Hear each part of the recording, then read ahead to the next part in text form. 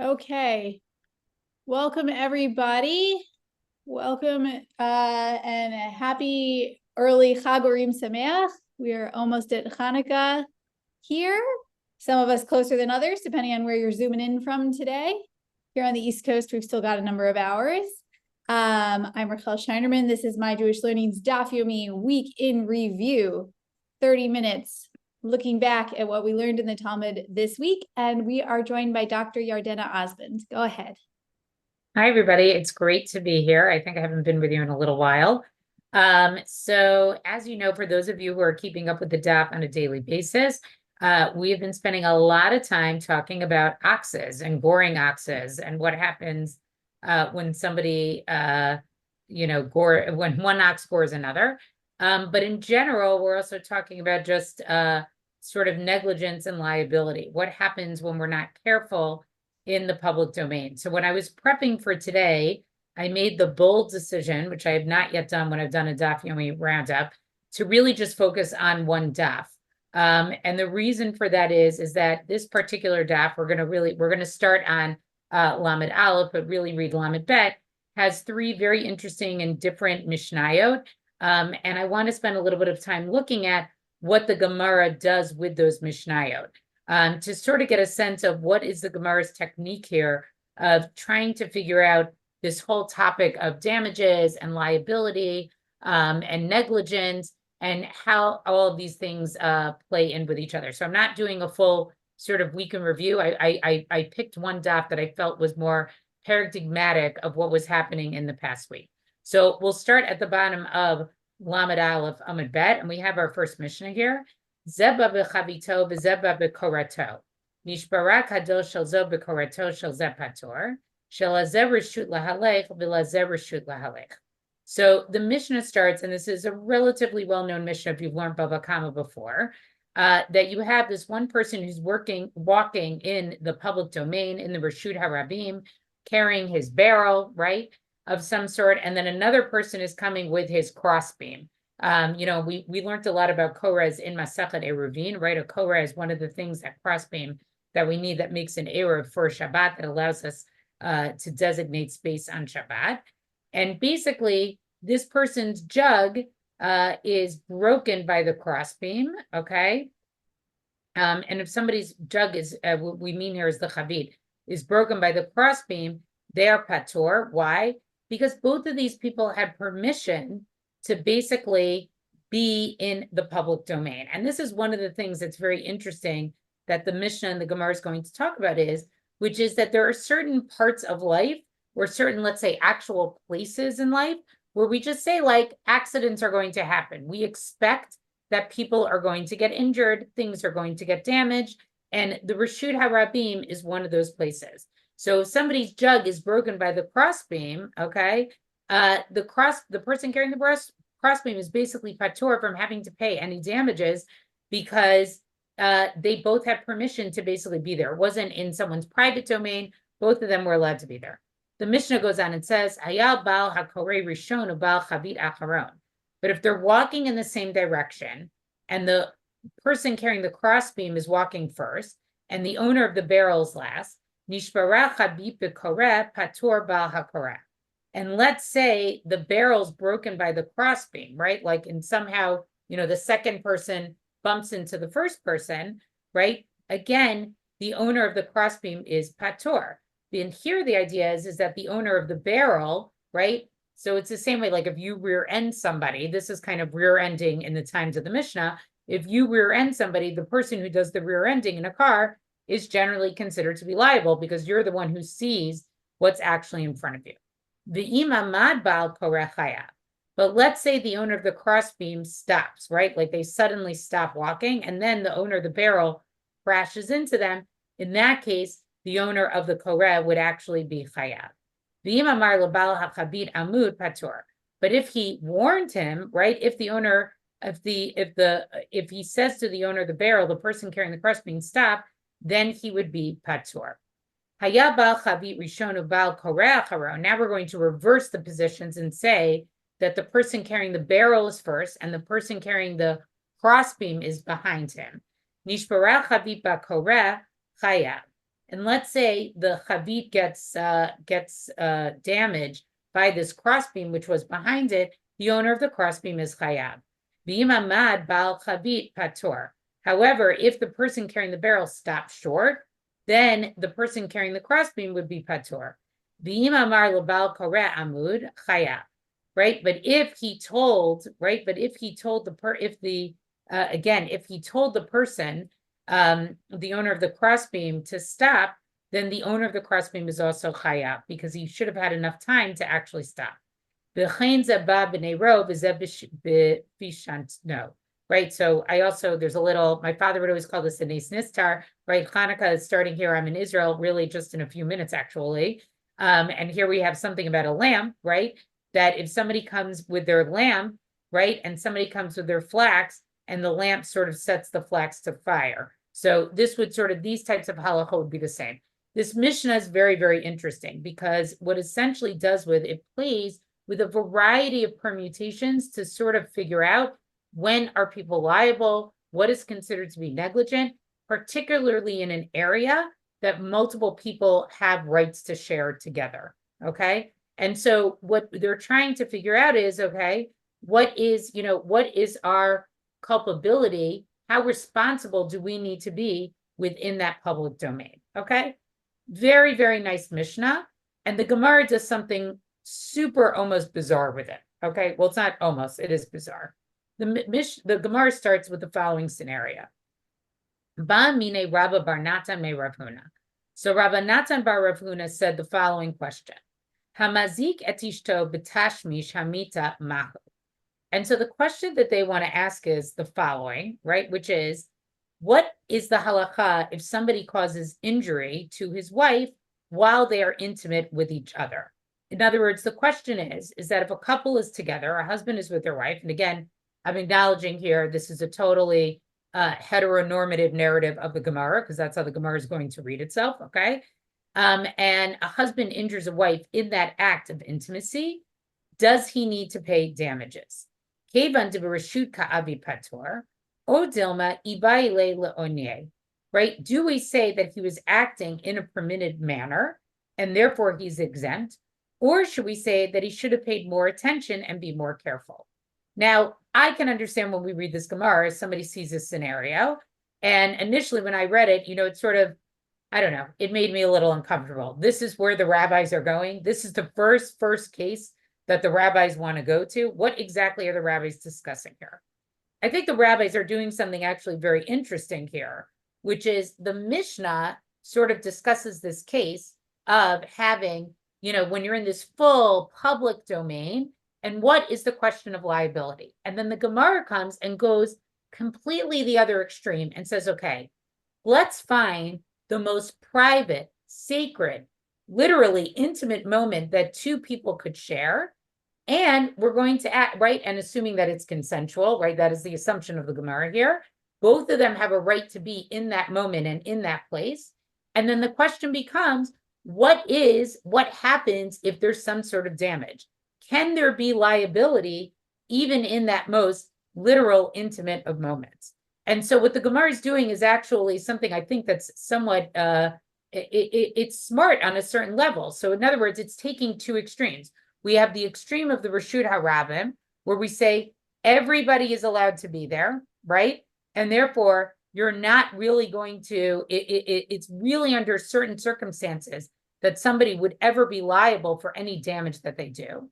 And then we're going to contrast it to, right, this sort of super private, intimate moment between husband and wife, where both of them are certainly should be there and are allowed to be there and are consensually there, right? Is there an element of damages? Can we say that somebody could be liable there? I'd be curious, and please feel free to put into the chat. I'll check it in a second.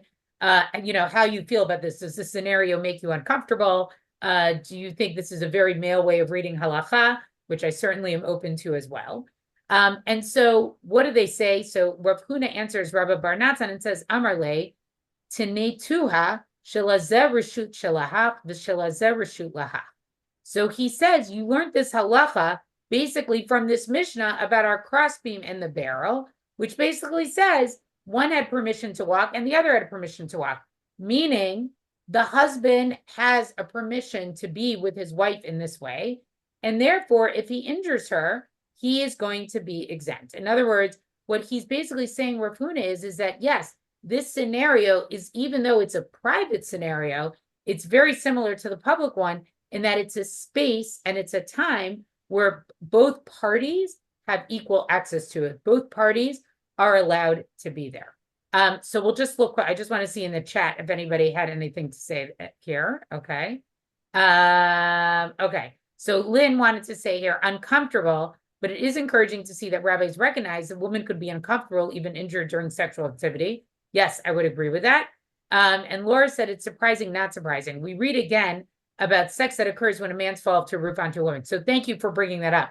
We had a scenario, I believe it's on 29. I don't remember. I forgot to look it up beforehand, but somebody can look it up quickly, which was also talking about sort of negligence in the public area. And the Gemara was coming up with very sort of what I always call boundary pushing. I don't think there are actual scenarios that they think have happened, but they're sort of coming up with what is the most amazing word problem that we could come up with to solve. And the word problem that they come up with is a man falls off of a roof, and somehow when he falls, he lands on a woman and basically is, it has intercourse with her as he falls. Now, all of us know the mechanics of how sex works. That really would be very difficult to actually happen in real life. But, the Gemara sort of wants to, again, is sort of, I think, playing around with in a way that, again, I understand can make people uncomfortable, sort of this idea of like public injury versus private injury. And it's also there, at least it's talking a lot about intention as well. But this is essentially the scenario that the Gemara wants to bring here, which I think is very interesting. So the theme that the Gemara is really dealing with based on this Mishnah is liability in spaces in which both parties have permission to be there. And what other space is there that sort of one could say is, is more intimate or more private, but both parties should be there and are there in together, literal togetherness, than a marital intimacy. So Rava comes and he's going to disagree. Amar Rava, kal v'chomer. He says a kal v'chomer. Umaya ar shezeli rishuto nichnas v'zeli rishuto nichnas naaseh kamisha nichnas l'rishuto chavero b'chayav zeh shel-rishut chavero nichnas lo kol shekain. So Rava disagrees and he says actually the husband should actually be chayav. And why? And he says because I'm going to give you a kal v'chomer. Now, the kal v'chomer comes from Devarim, from Deuteronomy, chapter 19, verse 5. And this is talking about the case of negligent homicide, where somebody kills somebody accidentally. And then what do? They go to one of those cities, the Arei Miklat, the cities of refuge, where they have to stay until the Kohen Gadol passes away. And the idea of this is that we say, okay, we know you didn't intentionally kill that person, but there was some form of negligence. Taking a human life is considered so bad, according to Jewish law, that you sort of have to live in exile for a period of time to show, like, yes, it wasn't intentional, but being negligent and killing somebody is honestly, it's just not a good enough excuse. There is a consequence to that. And so the scenario that the Torah talks about is that two people are basically in a forest, right? One person is chopping wood, and the head of the axe flies off, right? Okay, which is like a freak accident that happened, and it flies into this other person, and that person dies. And so what Rava points out here is in the forest, both people have a right to be in the forest, right? The forest isn't owned by anybody. Both of them were allowed to be there. And if this kind of killing happens there, what happens? That person is chayav enough that he has to go, the person who accidentally killed the other person, that he actually has to go into one of these Arei Miklat. He has to go into one of these refuge cities, okay? So therefore, a husband who actually enters another domain, right? So Rava is changing a little bit. And I think actually this is very, gives a lot of autonomy to women in Rava's statement, right? Should he not be liable if he causes her damage? So what Rava is saying is yes, but even within that moment, right? Looking at what the sexual act itself is, the man enters the woman's domain. And there's a literal piece to this. but it's also what he's, what Rav is giving really a lot of autonomy to women here in a way that I think is very, very interesting. He's really speaking up for the woman and saying the husband still should be liable for that. Now, I'm just going to check the chat. Okay. So Laura likes that she has her own domain. He may have acquired her, but she is her own person. Yes, that is true. Okay, sorry, I'm just going on. Okay, Marjorie, was it intentional? I think the read of the Gemara is that it was not intentional. Okay, I don't think there's any indication in the Gemara that it was intentional. And again, even if you look at the case of the Korah and the Chavit, right? It's non-intentional, right? This is the kind of accident that happens, right? Just from being in public. You rear end somebody, you bump into somebody, something gets broken. So the comparison to this case of a husband and wife is non-intentional. Nobody here is talking about marital rape. I think it's non-intentional. It's accidental. It's accidental injury. So the Gemara is going to not like what Rava says here, and it says Ela hakatani shelazer reshut lahalech v'lezel reshut lahalech, and the Gemara is going to say, okay, but this Mishnah that you wanted to that everybody wanted to compare it to, right? This is where both people had a right to be in the Reshut of Rabim, and that's the Mishnah that Rav Huna wanted to learn this halacha from. So the Gemara says, Hatam travayu kahadadi ninhu hacha ihu ka'avid masa. So we say, okay, actually, ultimately, we cannot compare these two cases. Why?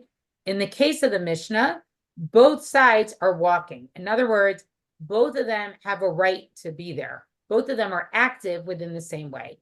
But in this case of the man and the woman, right, only the husband is performing the action, and therefore he should still be chayav. Okay?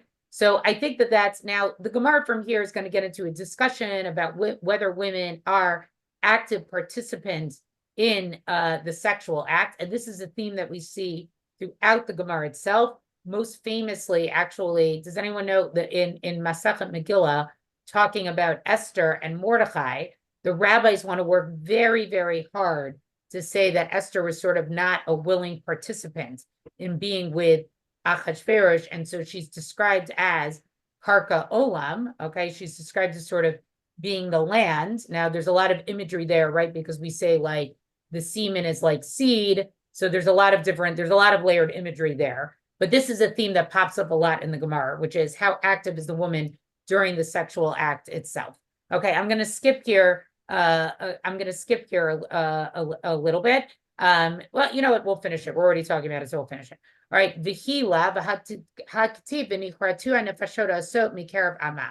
So the Gemara says, but we know a woman is an active participant because when it talks about forbidden sexual intercourse, meaning people who are not allowed to be with each other, and the pasuk here in Vayikra chapter 18, verse 29 says that both the man and woman who participate in a forbidden act would both be punished by karet, right? That their souls are somehow cut off, whatever that means. That's a whole separate discussion.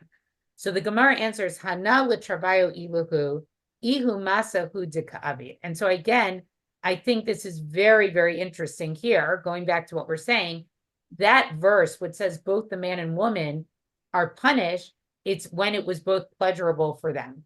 But here in this act where the woman is injured, right? Obviously, it could not have been pleasurable for her, and therefore the husband must be chayav to have to pay.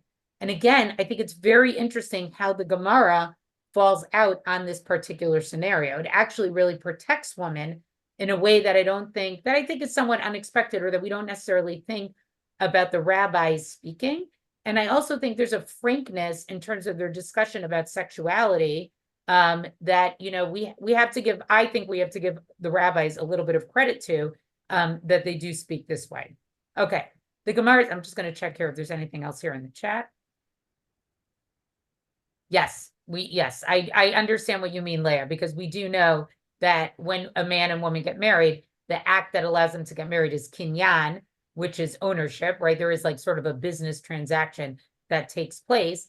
But I think we saw that throughout Seder Nashim, that there's sort of this tension between like wanting to protect women, right? Either through the ketubah, how yibum work, things like that. And yet at the same time, knowing that marriage takes place through this act of through this act of kinyan. Okay, we're going to skip the rest of that Mishnah of what their discussion is there, because I want to move on to the next Mishnah here. Okay, Shnayim shayu mehalchim b'reshut rabim, echad ratz ve'echad mehalech, o shahayu shnehem ratzin v'hiziku zeh shnehem pturim. So now we have a case with two people who are walking in the public domain. One is running and one is running and one is walking, or both are running and they damage one another. And so basically we say both of them are exempt. Now the simple reading of this Mishnah is again similar to the case we had of the Chavit and the Korah. Both people are allowed to be in the public domain. Someone may be running, somebody may be walking, they both could be running. But if they damage each other, presumably, I think the most obvious scenario would be when they crash into each other or something like that. Okay, like that's just what happens when you walk, when you go out somewhere in public. The Gemara, again, does something super interesting with this Mishnah. So it goes on to say, right, Matninan lo ki Isi ben Yehuda. So it says this Mishnah is not in according with the opinion of Isi ben Yehuda. The Tanya, and they quote a brisa here, and this is the opinion of Isi ben Yehuda. Isi ben Yehuda Omer Ratz Chayav Mipnei Shehu Mishuna. So Isi ben Yehuda says, if you run in the public domain and you injure somebody, you are Chayav because it's unusual behavior. In other words, Isi ben Yehuda is saying, you have to be careful how you walk in the public domain. You should not be running around because you're going to more likely hurt somebody. Umota Isi be'erev Shabbat bein hashmashot shehu pator mipnei Shabbat b'reshut. Except on Erev Shabbat, right, on Friday, and we all know what the running around on Friday is like, but here Isi ben Yehuda is talking about literally running around. On Erev Shabbat, we allow people to run around because this is done with permission. We know that this is a way that people behave. There's a quickness to our movement on Erev Shabbat, and so Isi ben Yehuda says, if you're running on Erev Shabbat, this is typical movement. This is something typical that we would see. So Rabbi Yochanan comes and says, Amar Rabbi Yochanan, halacha ki Isi ben Yehuda. The halacha is like Isi ben Yehuda. Umi Amar Rabbi Yochanan hachi. And so the Gemara said, did Rabbi Yochanan really say this? But Amar Rabbi Yochanan, didn't Rabbi Yochanan say halacha kastam mishnah? Whenever we have a stam mishnah, and this is a principle we see very often in the Gemara, a stam mishnah is a mishnah with no author attributed to it. It doesn't say Rabbi Yehuda said it or Rabbi Meir said it. It's just a stam mishnah. Rabbi Yochanan says the halacha is like the mishnah. And here Rabbi Yochanan is saying, no, we're going to follow this brisa of Isi ben Yehuda that if you're running, you are chayav. And whereas our Mishnah says if you're running, you're not chayav. Utznan, echad ratz ve'echad me'alech, o shayu shnehem ratzim turim. So we quote our Mishnah here. So the Gemara says, matninan be'erev Shabbat ben hashmashot.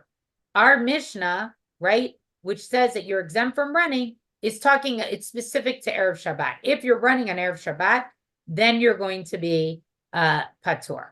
And so then the Gemara says, mimai, right? From how do we know that we're talking about it being Erev Shabbat? Midiktani, o shayu shnehem ratzim paturin, right? Can it be from the fact that it says if both were running, they're patur? Hatu lamali. Why do I need this case? Hashta achad ratz ve'achad me'alech patur. Right? The Mishnah also taught us that if one is running and one is walking, they're patur. Shnehem ratzim mibayle. Why do I need the second case of both of them running? Ella halchi ka'amar. So rather, this is what the Mishnah is saying. Echad ratz ve'echad me'halech patur. One is running and one is walking. The one who's running is patur. B'med devarim amurim. When are we talking? Be'erev Shabbat ben hashmashot. We're talking at twilight on Erev Shabbat. Aval b'chol, right? But on a regular day, echad ratz ve'echad me'halech chayav. If one is running and one is walking, chayav. Shnehen ratzin, right? But if both are running, afilu b'chol piturin. Even on a regular weekday, they would both be patur. Okay? So it's very interesting. The Gemara comes and totally amends the meaning of the Mishnah, right? In a way, they really just insert words that are just not in the Mishnah at all. But again, it's based on this opinion of Rabbi Yochanan saying we really follow Isi ben Yehuda, that running is not something that should typically be done unless it's on Erev Shabbat. And then we go on to say, Amara, umoda Isi be'erev Shabbat ben hashmashot shehu patur, mipnei sharash b'reshut, right? So we said before that Isi ben Yehuda said that on Erev Shabbat, a person is allowed to run. And then the Gemara goes in a totally wild direction. Be'erev Shabbat b'ma b'reshut eka. So the question is, why is running allowed on Erev Shabbat? Rabbi Chanina de Amar Rabbi Chanina. And it says, because this is what Rabbi Chanina would say about Erev Shabbat. And this actually is a Gemara that appears also in Masachet Shabbat on Daf Kuf Yud Tet on 119, where we basically talk about the origins of Kabbalat Shabbat, right? The practice of us going out and actually greeting the Shabbos queen. Now, this practice became very popular with the Kabbalists in the 15th century, right? Where they literally would go out into the field and greet by reciting certain psalms. They would, greet read, basically reciting from Psalm 92 and on, like those 7 psalms, that they would actually greet the Shabbat queen that way. So Rabbi Chanina says, and again, we see this Gemara in Masachet Shabbat as well. Bo v'neitzei likrat kala malketa. Let us go out and greet the Shabbat, the bride, the queen. V'imri la, and others would say, what would you say? Likrat Shabbat kala malketa, right? Go greet the Shabbat, the queen. Rabbi Yanai mitatei v'ka'ai, and Rabbi Yanai would wrap himself in his talit, v'amar bo'i kala, and he would say, come bride, right? Which is actually the line that we say now when we say lecha dodi. So again, the Gemara takes this Mishnah and it moves it in a totally different direction. They use it as an opportunity, right, to talk about running or about movement where we should be quick. And so essentially what the Gemara comes here and says is, okay, it basically is saying, we have a Mishnah that says running in the public domain is okay. Then the Gemara comes and says, you know what? We're not going to allow public running in the public domain. We're going to follow this opinion of Isi ben Yehuda, because if we allow running in the public domain, it's basically going to cause a lot of injury. It's not a safe way to be walking when you're in public. However, when do we allow running? When do we want to see sort of a vibrancy or a quickness to our movement is on Erev Shabbat, when we run out to greet the Shabbat queen. Now, it's so interesting. There's something, it's very poetic, the page, because I don't know about you, when I go say Lecha Dodi in shul, I may be rushing to shul, right? But I'm not necessarily running out when I say that particular line. I also can't help but think, if I wasn't going at the pace of the daf, those of you who listen to my podcast may have heard me mention this on this particular daf, I think there's something very literary going on here. There's so much feminine voice on this particular daf, right? Like we have that case with the wife and the husband, and the Gemara really comes out on the side of the wife by ultimately saying if she is injured in that marital moment of intimacy, obviously the husband has to pay, owes her damages, right? Here we have sort of the beauty being invoked of a Shabbat in this very feminine voice, that Shabbat is this kala that comes out and that we are greeting. So there's something, again, I don't have time to do it, but from a literary point of view, something's happening on this page. I don't think that it just happens to be here. Now, we ran out of time. I didn't actually get to the last Mishnah. The last Mishnah deals with a case of chopping wood in a public place where a chip falls off. And here it does with it's a scenario where you're chopping wood in one domain and it injures somebody in another domain. I ask you to please go through it because, again, it's very interesting to see where the Gemara does this, but we'll stop here. I'll see if there are any comments or questions. But I guess in conclusion, I know I didn't do really a wrap up, but I really picked what I thought was the most interesting daf of this past week, where we see how the Gemara has this ability to sort of take two, Mishnahs that just seem like, all right, we're just discussing sort of regular damages, really create very different and interesting halachic scenarios to compare and contrast them to. And also, finally, that we see this very, very strong female voice appear in this daf, which we know is a little bit unusual and not something that we see on many other dafim. Okay, I'll just look here. Okay, so Daniel said, oh, this was direct message to me. I found interesting the rabbinical choice in the paragraph following the intimate one, dealing with the two cows, one prone and one walking, and the prone one is damaged, is similar to the location with the beam and bearer one, emphasizing your insight that they thought the contrast between public and private is domain. Yes, there is a lot of discussion about where injury happens. Where damage happens is very important to the Mishnah and to the Gemara as well. Lynn says here, I hope all men, past, present, future, treat their wives with the same reverence as they greet the Shabbat bride. Amen to that. That is a good wish. Barry, more of a mindset attitude rather than the actual running. I agree with you.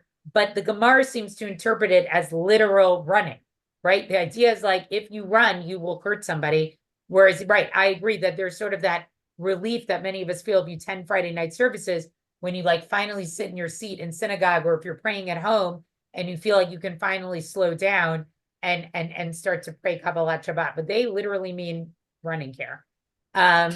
Okay, and Daniel says, thank you. Love the way they use a single daf. I appreciate that, so thank you. Any other questions? Anybody want to add anything while we wrap up? You're gonna have to, I'm sorry, I have a visitor here as well. Okay.